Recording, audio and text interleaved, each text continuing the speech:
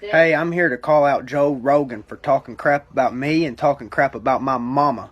He's been doing it for too long. Me and my mama will tell you right now this earth is flat. It ain't moving around at no 600 something thousand miles an hour, spinning 1,000 miles an hour, and floating through the universe constantly. Okay, this earth is flat, it's fixed, and the stars and stuff rotate around us. The sun rotates around us. Okay, and I can prove that. I would love to debate you, Joe Rogan, because I'm tired of you making fun of flat earthers. And if you're so confident, come on and debate me, buddy, because I'm tired of this crap you're posting.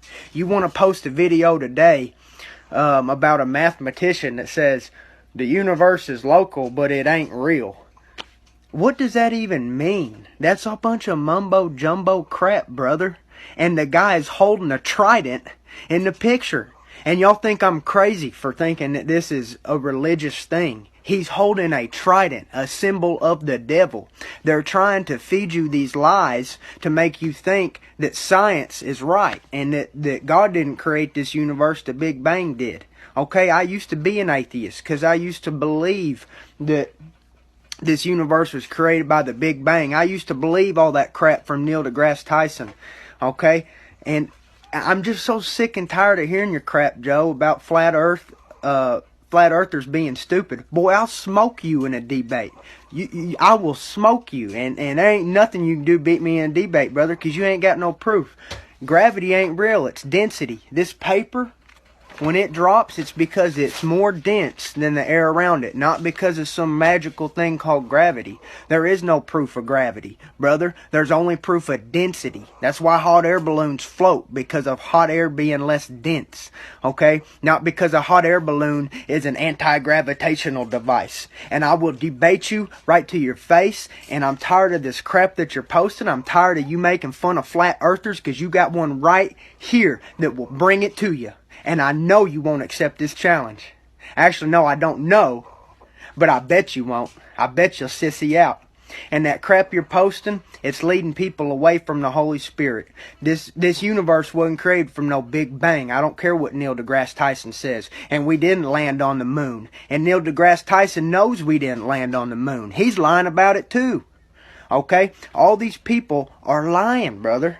And all you're doing is leading people away from the Spirit. When you understand that God created this universe, then you'll understand that there's no need for all this Big Bang and this and that, and it's all a bunch of crap. That's why the stars, the Little Dipper and the Big Dipper, are in the same position they've always been in, because the universe ain't constantly expanding.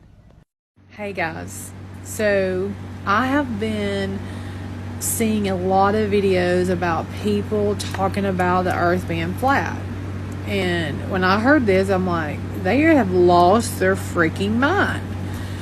We have been taught our entire life that we are on a ball rotating or whatever. You know, I don't know, I didn't pay attention in science class, but my whole life I thought we were on a ball, and I'm still not sure. But I keep reading the evidence, and I keep reading the Bible, and the Bible gives all these descriptions of how God created earth. Well, I have found several verses of, like, for example, it says, I have made you light to the Gentiles to bring salvation to the furthest corners of the earth. Okay, well, circles don't have corners. And it also says that there's angels on the four corners, and then it also says something about it makes a description as like we're sitting on something flat with a dome. My question is, for all the people who've done their research, I want to hear what you got. I'm trying to make heads or tails out of it. I want to believe the correct way. I know this sounds crazy, but I want people to comment and give me information on what they believe, round or flat. Thank you. Look, when it comes to flat earth, whether dinosaurs are real, chemtrails, most people don't want to know. They don't want to know the truth. They don't want to research. They don't want to dig into it. It means they're going to have to reprogram their brain, relearn everything. And most people were done learning about planets and our Earth back in second grade. Okay, back in 1968, they finished everything they wanted to know in elementary, and they're still spouting that garbage. Even if you do believe science today, science is always changing. It's always redoing their data. Okay, so just spouting off any old numbers and the things that you learned back in elementary aren't going to cut it today. So for those out there looking for the truth, keep digging. Keep thinking for yourself. Keep observing. Keep looking at the skies, the stars, everything, and know for yourself. And there's no reason for you to just take someone's word for it. I mean, you jump in the comments and just spout off any number of things that you think it is. I mean, y'all get, in any video, I'll get 93 million different answers for one thing. You know, because no one has the same answer. Look, if that was the truth, everyone would have that same answer. But just keep thinking for yourself. Keep digging. The truth is out there. It's plain right in front of you for you to see. And you don't need to be a scientist. You don't need a degree. You don't have to be highly educated to ask simple questions about what these things are. Okay, logical question coming at you right now. When a helicopter elevates and hovers, if the Earth is spinning and rotating and moving, how is it able to land in the exact same spot? If it's hovering and the Earth is spinning and rotating, wouldn't it land in a different spot if it went up and came straight down? About to break a big record tonight. Here's ABC's Gio Benitez. They call it the Peggy factor, Mission Control's code word for the way superstar astronaut Peggy Whitson always gets the job done. I love it up here. Tonight, Commander Whitson making history with her record for any American. By the time she lands in September, her tally will be 666 days. 666 days in space.